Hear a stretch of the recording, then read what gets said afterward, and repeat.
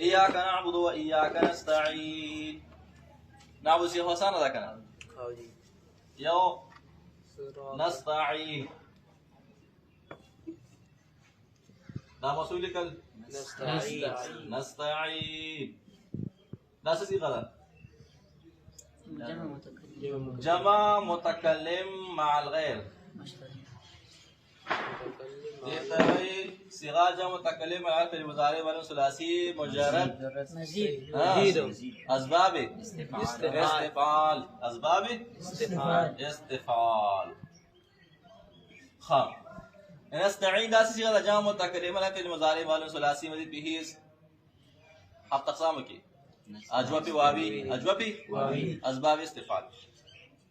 نستعين د دې ماده سره راځي عین واو نون چراغون د کې څه ته جوړ شي عون څه شي عون لکه څنګه راځي من كان اسو کی في عون اخيه من كان في عون اخيه څنګه راځي چرته راځي ضرور ذهن ته مراش بیا تا ده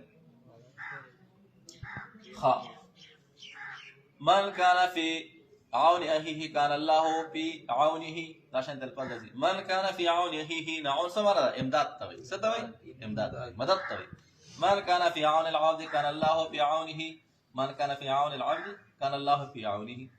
انسان چې انسان په امداد کې لګي دا څه کوي هغه سپورټ کوي امداد کې الله تعالی بیا دا امداد کوي سیده کړه دا قانون الهي. نستدا د دې ماده عون څه شي عون مدد کوي. نستعين ثاني امداد غواړو اصل کې دا څه څنګه وا نستعوینو دغشته دستانه ته څه ته دسه وای راځه دستانه ته وای دستانه بتاوي دستانه مو ته کوم دستانه پرو نستعوینو اصل کې څه شی نستعوینو څه چلو شو نستفعلو کوم قانون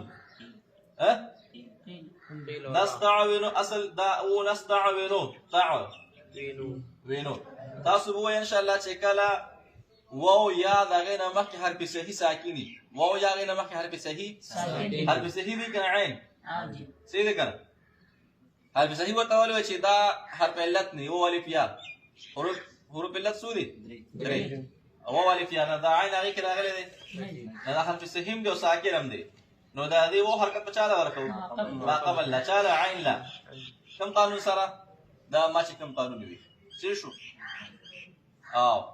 يقول يبيع سره نداس شو نستعوینو دا نستعوینو شو نستعينو بیا چلو شو اوس چې دی دا اوس ساکن پاتې شو دا او د ساکن دا نو مخکې څه دی عین دی بل قانون دی ته میعاد قانون میعاد تاسو وایي چې دا راغلی وي و ساکن دا غنه مخکې سره راغلی کسره هغه وو په سمانه بدلېږي یا سره ندا څه شو نستعين نو په سمانه بدل شو یا باندې نستعين ټیک شو څو قوانین ولګي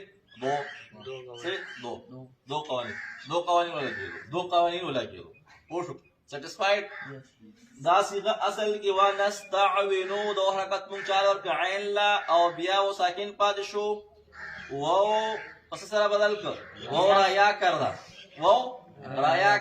و په سره بدل کړ نستعين نو څه شو نستعين ورکا اسه باندې پوښتنه کنه صحیح